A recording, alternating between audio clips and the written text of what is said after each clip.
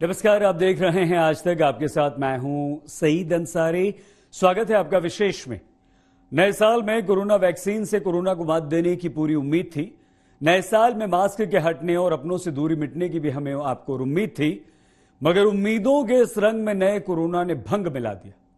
Britain से देश लौटे 6 लोगों में कोरोना का नया स्ट्रेन कंफर्म हो चुका है और इस खबर के आते ही हमारे पूरे देश में हड़कंप मच गया है।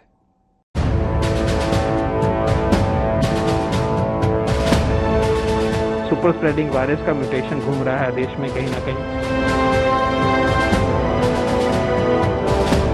अगर आप में सिम्टम हैं तो आपने टेस्ट कराना है।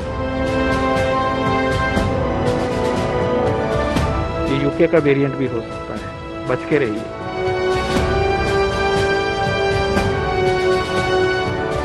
जिसका डर था वही हुआ। जिस नए कोरोना के हमले के बाद ब्रिटेन में 28 दिन में 71,000 लोगों की जान चली गई। जिस नए कोरोना की वजह से ब्रिटेन में एक दिन में 43,000 से ज्यादा मामले सामने आए। जिस नए कोरोना की वजह से ब्रिटेन के अस्पतालों में इतने मरीज भर्ती हो चुके हैं जितने अप्रैल में पिछले कोरोना की वजह से भी नहीं थे। ब्रिटेन का वही नया कोरोना भारत में दाखिल हो चुका है।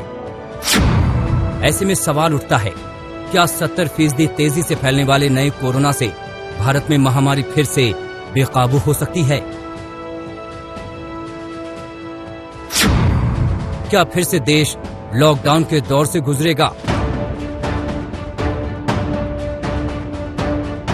ऐसे कई सवाल उठ रहे हैं क्योंकि नया कोरोना ब्रिटेन से आने वाली उड़ानों के जरिए देश में घुस आया। उड़ानों पर 22 दिसंबर की आधी रात से पाबंदी लगा दी गई थी, लेकिन उससे पहले आए यात्रियों के साथ नया कोरोना देश में दाखिल हो गया। पाबंदी से पहले ब्रिटेन से भारत आने वाले 114 यात्रियों को कोरोना पॉजिटिव पाया गया। उनमें से 6 लोगों में ब्रिटेन का नया वेरिएंट मिला है।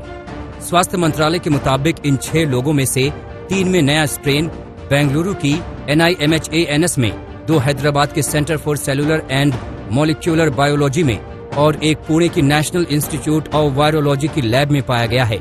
इन सभी लोगों को संबंधित राज्यों के अस्पतालों में अलग अलग कमरों में आइसोलेट कर दिया गया है। उनके संपर्क में आने वालों को भी क्वारंटीन कर दिया गया है। उनके साथ सफर करने वालों, संपर्क में आने वाले परिवार के लोगों का पता लगाया जा रहा है। ब्रिटेन में फैला नया म्यूटेंट कोरोना वायरस का स्ट्रेन अब भारत आ चुका है। विशेषज्ञों का कहना है हालांकि वैक्सीनेशन प्रोसेस पे इसका कोई इम्पैक्ट नहीं होगा, लेकिन जो 6 लोग इस स्ट्रेन से पॉजिटिव पाए गए हैं उनको सरकार ने आइसोलेशन में रखा है। सरकार किसी भी तरीके का चांस नहीं लेना चाहती क्योंकि ये नया म्यूटेंट स्ट्रेन 70% ज्यादा इन्फेक्शियस माना जा रहा है। भारत में ब्रिटेन के तेजी से फैलने वाले नए कोरोना की एंट्री से हड़कंप मच गया। स्वास्थ्य मंत्रालय ने शाम 4 बजे प्रेस कॉन्फ्रेंस की, जिसमें स्वास्थ्य सचिव, ICMR के DG, नीति आयोग के स्वास्थ्य सदस्य के साथ ही प्रधानमंत्री के वैज्ञानिक सलाहकार शामिल हुए। PM के वैज्ञानिक सलाहकार ने बताया कि कोरोना का नया स्ट्रेन इतनी तेजी से क्यों फैलता है। अभी स्पाइक प्रोटीन में करीब 17 चेंजेस हैं, उसमें से 8 काफी इम्पोर्टेंट है। ये यूके वेरिएंट जो है ज्यादा ट्रांसमिसेबल है, इट इज मोर ट्रांसमिसेबल। नए कोरोना की एंट्री ऐसे वक्त में हुई है जब देश पुराने कोरोना के मामलों पर काफी हद तक काबू पा चुका था। केंद्रीय स्वास्थ्य मंत्रालय के मुताबिक प्रति 10 लाख आबादी पर भारत में दूसरे देशों के मुकाबले सबसे कम 7,408 मामले हैं। मौत के मामले में भारत में प्रति 10 लाख में 107 मौत के मामले हैं। एक्टिव केस के मामले में भी भारत में 10 लाख में सिर्फ 194 लोग कोरोना से पीड़ित हैं। वहीं 7 दिन में भारत में 110 नए केस प्रति 10 लाख आबादी पर आए, जो सबसे कम है। वहीं पिछले 7 दिन में प्रति 10 लाख आबादी पर भारत में 2 लोगों की मौत हुई, जो सबसे कम है। इस बीच वैक्सीन आने की भी उम्मीद है क्योंकि सरकार ने कह दिया है कि जनवरी से वैक्सीनेशन की शुरुआत हो सकती है, मगर नए कोरोना की एंट्री ने चिंता बढ़ा दी है। हालांकि PM के वैज्ञानिक सलाहकार ने दावा किया कि भारत में आने वाली वैक्सीन नए कोरोना पर भी कारगर होगी। वैक्सीन जो हैं पाइपलाइन पे हमारे देश में और बाहर भी, ये इन वेरिएंट्स जो यूके में हैं और साउथ अफ्रीका में भी आए हैं, इनके अगेंस्ट काम करेगी। तो एक इम्पोर्टेंट अश्योरेंस है कि इस स्टेज पे वैक्सीन के बारे में फिक्र करने की अभी जरूरत नहीं है। इसके साथ ही स्वास्थ्य मंत्रालय ने आगाह किया है कि फिलहाल किसी भी तरह की ढिलाई महंगी साबित हो सकती है। दिल्ली में मिलन शर्मा के साथ आज तक ब्यूरो। नए कोरोना से निपटने के लिए हमारे देश ने पूरी तैयारियां कर ली हैं। ब्रिटेन से वापस लौटे करीब 33,000 लोगों का कोरोना टेस्ट कराया जाएगा। उनमें से जो पॉजिटिव पाए जाएंगे उनका जीनोम टेस्ट कराया जाएगा और जो लोग क्वारंटीन से बचने की कोशिश कर रहे हैं उनका पूरा डेटा सरकार के पास मौजूद है। उन्हें ऐसा नहीं करने दिया जाएगा।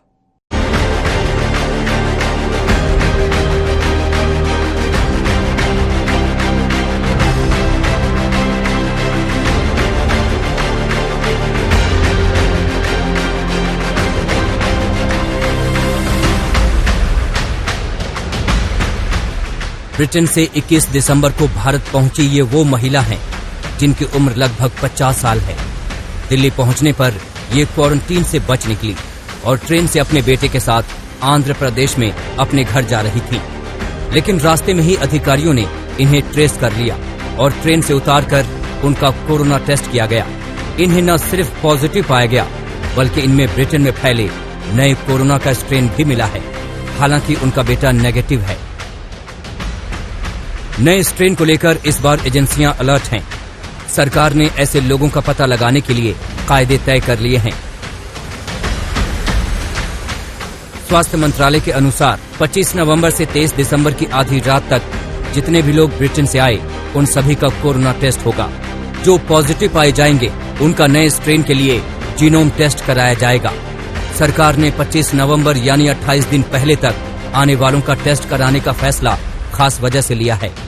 दरअसल कोरोना वायरस 14 दिनों तक किसी व्यक्ति में सक्रिय रहता है।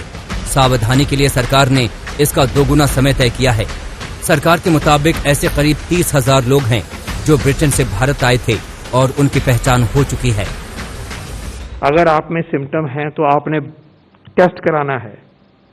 ये यूके का वेरिएंट भी हो सकता है, बच के रहिए।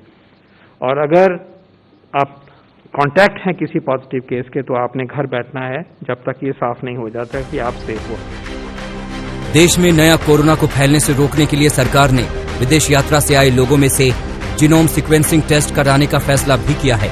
ऐसा इस वजह से क्योंकि कोरोना का नया स्ट्रेन ब्रिटेन के अलावा Denmark, Netherlands, Australia, Italy, Sweden, France, Spain, Switzerland, Germany, Canada, Japan, Lebanon और सिंगापुर में भी फैल चुका है।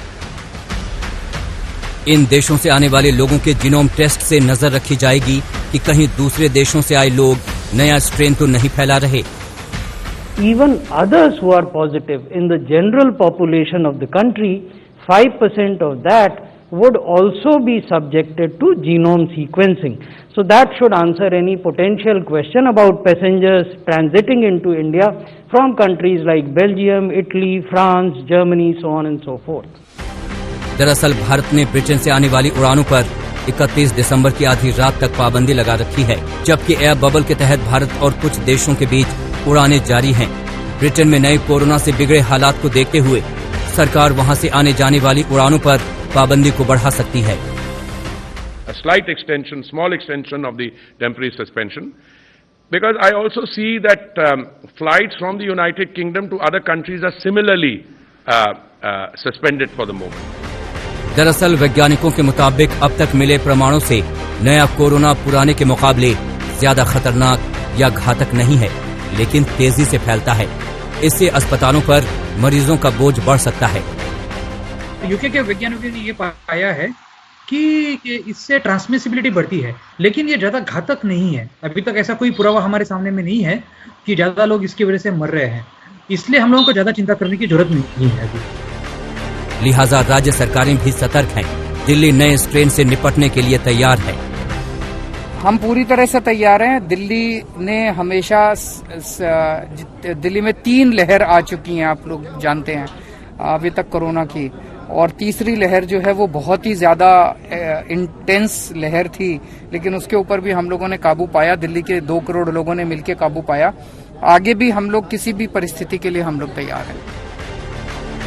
इस बार नए साल का जश्न भी नए कोरोना के साए में होगा। तमाम राज्यों ने नए साल के जश्न पर अलग अलग किस्म की पाबंदी लगाई है। अनलॉक की गाइडलाइन के मुताबिक राज्यों को छूट है कि हालात बिगड़ने पर वो कड़े कदम उठा सकते हैं। हैदराबाद में आशीष पांडे और दिल्ली में मिलन शर्मा के साथ आज तक ब्यूरो। नए कोरोना ने भले ही हमारी उम्मीदों के रंग में भंग डाला, लेकिन जिंदगी का जज्बा कोरोना के डर पर भारी है। वैक्सीन के आने की तैयारियां देश में लगभग पूरी हो चुकी हैं। 48 घंटे के ड्राई रन में तैयारियां पुख्ता सिद्ध हुई हैं, जो बहुत खुशी की बात है। जानलेवा कोरोना महामारी से जंग में वैक्सीन एक बड़ी उम्मीद बनकर आई है।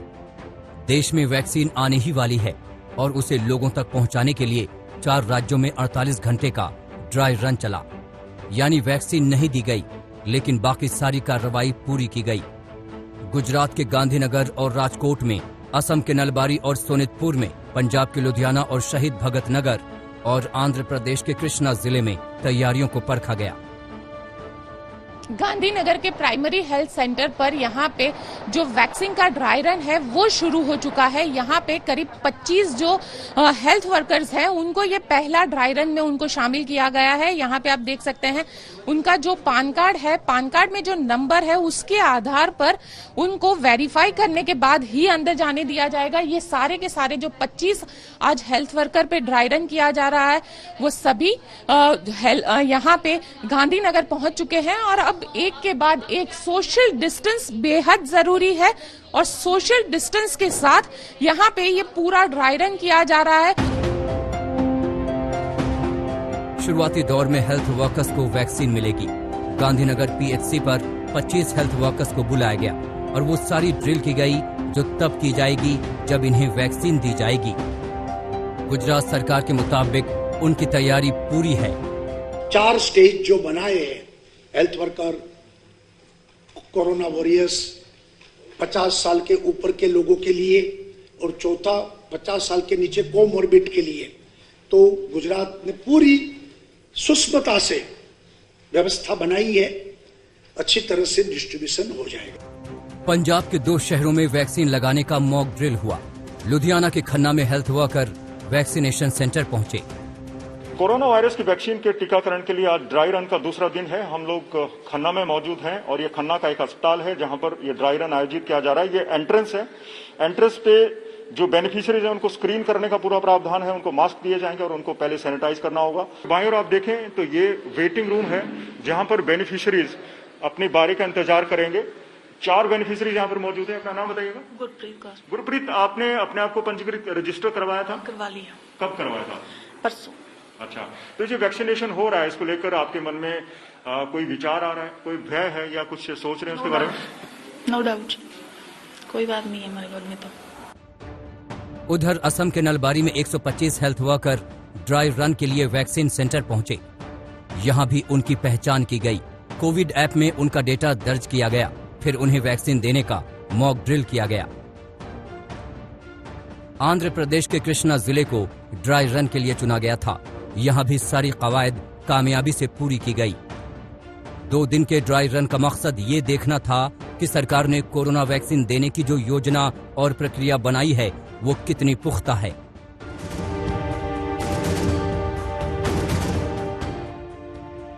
केंद्र सरकार ने इसे मिशन संजीवनी नाम दिया है। देश में सबसे पहले सीरम इंस्टीट्यूट की वैक्सीन कोविशील्ड आ सकती है। वैक्सीन को मंजूरी मिलते ही उनके लाखों डोज दिल्ली, मुंबई जैसे बड़े हवाई अड्डों पर लाए जाएंगे। वहां से उसे राज्यों में और राज्यों से जिले और गांव-गांव तक पहुंचाया जाएगा। इस दौरान वैक्सीन की कोल्ड चेन यानी उस कम तापमान को बनाकर रखा जाएगा जिसमें वो खराब ना हो।